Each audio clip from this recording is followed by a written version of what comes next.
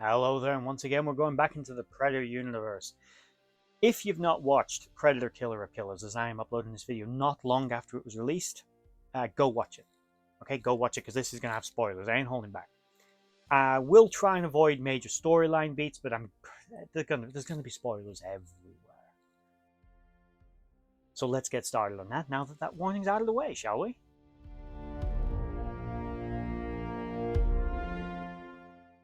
Okay, so Predator Killer of Killers, for those of you that don't know, is a full-length animated film made with Unreal Engine.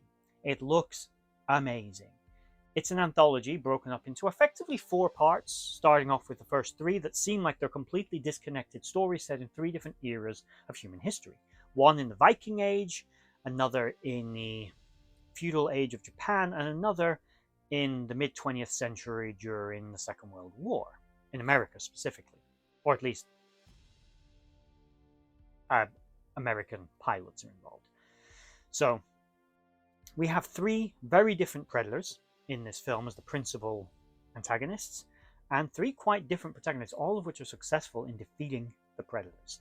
And I want to talk about the 3 separate eras and then about the predators themselves. That's where I'm gonna quickly do this. So in brief, because I really want you to watch it and not just listen to me describe it, because that is an inferior way of learning about this. It is so good, so good. First age is the Viking Age, and we follow a Viking warrior around and her son as her and her crew are basically out on a mission of revenge. And she hunts down this man that killed her father. The predator is watching this, and it's broken up into, as I said, into 3 parts, and this part is known as the shield. As the predator watches, he picks out his starters. Who's going to be the best warriors? Once they finish basically killing everybody in sight, and this thing does not hold back on the violence and the gore, by the way. Don't think because it's an animation, it does. The predator then reveals itself and begins to engage them. Now, I'm not going to go into how she defeats it, but she does defeat it. That's the end of how this scenario goes, because that's important to the story. But the predator itself just lays waste to them all. It's a more classic Predator. It's more like the one, like the Jungle Hunter, but it's on steroids. It's like if Arnold Schwarzenegger somehow mutated into a Predator, this is what he would be. The way he looked next to the Predator in the jungles is how this Predator would look next to that Predator would look next to this one. Okay, it was a monster. The second is the Sword. Feudal Japan, 2 brothers who have a bit of a rivalry and a bit of a falling out over who's going to be the next samurai in the area. 20 years later, comes back for revenge. Again, this predator is watching. This predator is actually, some are saying, more akin to the feral predator, the so-called feral predator from Prey. I can see it, but we'll get to that in a bit. It too waits, watches the fight, picks its target, and eventually goes after it. And then there is one impressive fight. And the really cool bit about the sword segment is there's almost no dialogue. And what there is in Japanese, subtitles, but there's very little dialogue. It's done almost entirely in silence, and it's so well done, you barely even notice. And the whole scene is just stunning to watch. It is visually beautiful to watch, even though there's decapitations and stuff happening. But yeah, put that aside. You're in a Predator film, all right? And eventually, when the Predator emerges, it's fast, it's agile, it's probably, in my opinion, a seasoned hunter, and it's patient, it's waited. It doesn't want all the other little puny humans. It wants the ninja. That's who it wants. That's the victor. That's its main target. Again, eventually it is defeated, but not without the help of his brother, the samurai. So a samurai and a ninja have to team up to beat a predator. How cool is that? Come on. The third segment is the Bullet. This is about an American pilot during the Second World War. The predator in this bit's a little different as well. Some are calling him the pirate predator. I've heard different names for it, but we'll go with Pirate Predator, because why not? I've heard others call him the Baron. But considering the Baron is probably a reference to the Red Baron that was First World War, the Second World War, I think I'm going to go with Pirate, because he has a patch and an R. Anyway. This Predator hunts like none we've ever seen before, and I'm going to get to, when I go through the Predators, I'm going to get to my thoughts on that. This Predator is, again, more classic-looking Predator to me. It looks more like, again, the Jungle of the City Hunter clan Predator. So pretty cool. I don't think any of these predators are bad bloods, incidentally, which I've done a previous video on the differences of different predators. It could simply be genetic to the clans. It could be an ethnic difference, or it could be some of them are bad bloods. It's a whole video. I ain't getting into it here. But this whole segment is basically this guy wants to join a squadron. He realizes something's up, and the Predator is not hunting them face to face. It's actually hunting them in its ship. It's taking down the planes, firing these kind of weird harpoons that rip the pilots out of the planes. And it's engaging them in aerial combat. Now, he goes up in a rusty shit pile of a plane, and he engages the Predator. He works out that its targets are heat-based, it's targeting the engines, and that he and the captain of the squadron are able to kind of defeat it by the captain sacrificing himself, and the pilot in the junker plane is able to then defeat the Predator very impressively. I personally wouldn't have thought machine guns of any caliber would harm a Predator ship, but there you go. It manages it. Although it does have a little bit of help from some, battleship grade weapons. Whether they're fired from an American ship or a Japanese, I'm not entirely sure. But, it got a little bit of help there. The Predator is ultimately defeated. And then, at the end of the film, as each segment ended, we see that the Predators kept returning and then taking the people that had beaten the Predators, putting them all on the ship, put them in what we would later learn is cryosuspension, and then had all three of them come out, and they were told, you're going to fight each other to the death, and the victor gets to fight me, and we meet the Predator King. He's up there going, yeah, you're going to fight, and then whoever wins, I'm going to fight you, which I think is actually a little dishonorable, my personal opinion. We'll get to him. So let's get to the actual Predators. The first Predator, again, is this Berserker. He's massive, gigantic, very Viking. He likes hand-to-hand combat. He's not wearing a lot of armor, and he doesn't carry a plasma caster. He's lost an arm at some point in a previous fight in his life, and it's been replaced by something similar to the power glove we saw used in AVP Requiem by the Wolf Predator. And it works by him sort of cocking it, and it fires a discharge of energy that just knocks everything away. It doesn't actually necessarily kill you, but it probably hurts like a son of a bitch. Although it can use this thing just like a ram and just smash people, which it does. It's huge, it's powerful, it's destructive, and possibly my favorite of the three Predators. Actually, I quite like him. I just like the sheer simple brutality of it, the savagery. The second, from the Sword, is more of, again, he's more of a warrior. Again, he favors hand-to-hand combat, but he does use chains, weapons that mirror his prey, as we often see the Predators do. They seem to go in with a sporting chance of their prey, own turf and stuff. He uses chains, he uses spears, and of course his wrist gauntlets. He again does not use a plasma caster at any point. Incidentally, the other one doesn't on a ship either, when you thought he would have done. They all use their stealth technology, but he's actually missing his top two mandibles. And there's a thought I have that all three of these Predators had some kind of disability, which I'm going to get to the third one. So you got the first one, lost an arm. Second one, he's lost his two mandibles, which I don't know what that really does to a Predator, but maybe it makes feeding harder or something, I don't know. But he's only got his bottom two. But otherwise, he does kind of look like the feral one from Prey, which people said maybe is an ancestor of the one from Prey. I don't necessarily think he needs to be actually related to that Predator, but whatever. The third, and this is the one I found most interesting, is the Pirate Predator, the Baron Pirate Predator. He's got a breathing apparatus over his mouth of some description, at least that's what I interpret it to be. He's got an eye patch, which I don't think is just like the Predator helmet for targeting. I think he's missing an eye. He's also no dreadlocks, and that's not bald. The Predator dreadlocks are not hair, they're fleshy. And they use them for things like extrasensory perceptions around them. They help them detect movement and sense their environment.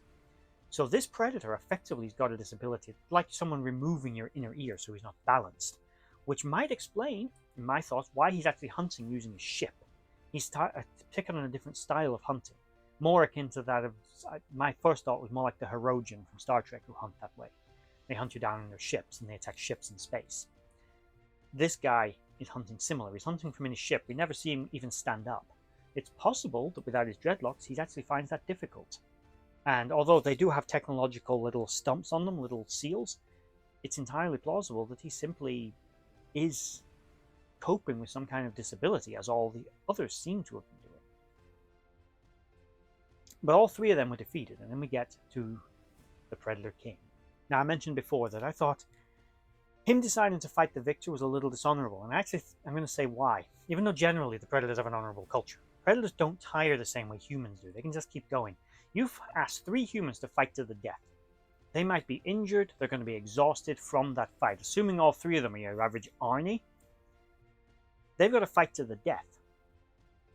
By the time he gets into the ring, The survivor might be injured and tired. Much easier victim. Plus, I mean, he's top of the line predator, right? Fine. Predator King. He's going to be one of the greatest hunters in the galaxy. Is it as sporting, though, for him to go after a fatigued, potentially injured opponent? Let me know in the comment section down below. What do you think? Is that a little dishonorable? I'm also going to get to the fact that the predators are abducting people. And everyone that beats a predator is then picked up and taken here. But they don't take Danny Glover, and as far as we know, they didn't come back for Arnie's Dutch. But it does explain why we haven't seen Dutch around. Now, the Predators do like the gladiatorial combat. My personal thought was they don't necessarily take every person that beats one. They do seem to have an honor code. Like we do see that the Predator, the leader Predator from Predator 2, gave, the pistol to Danny Glover's character and left him alive, didn't just kill him. And again, she was blooded, but in AVP, she was given a spear.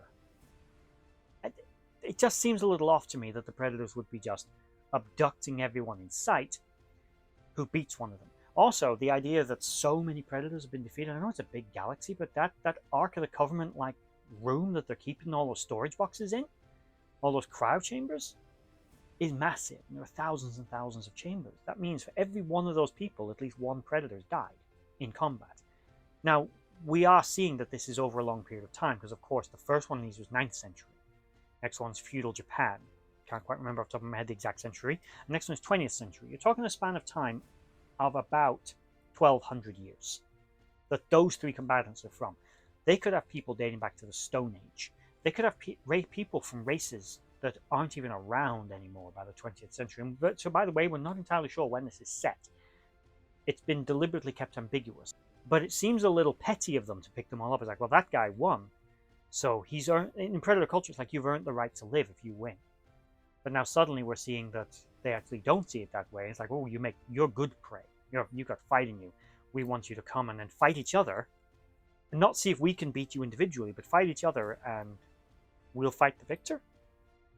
It seems a little dishonorable. Not bad blood level dishonorable, but we do know that Predators will abduct people. But we also know that Royce and all the rest of his little gaggle of misfits were taken off Earth, not because they had previously beaten a Yautja, but because they were great warriors the Predators had identified. And my personal feeling was those Predators probably were Bad Bloods. So it doesn't really track for me that they take every survivor, everyone that's a victor. There could be other factors. I did consider the fact that those three Predators had some kind of disability as a possible reason. It's like they hadn't really beaten a full top-of-the-line Predator at the height of its power. Each one of them, from a Predator point of view, might have been weak. Despite the Berserker's massive size, he was missing an arm.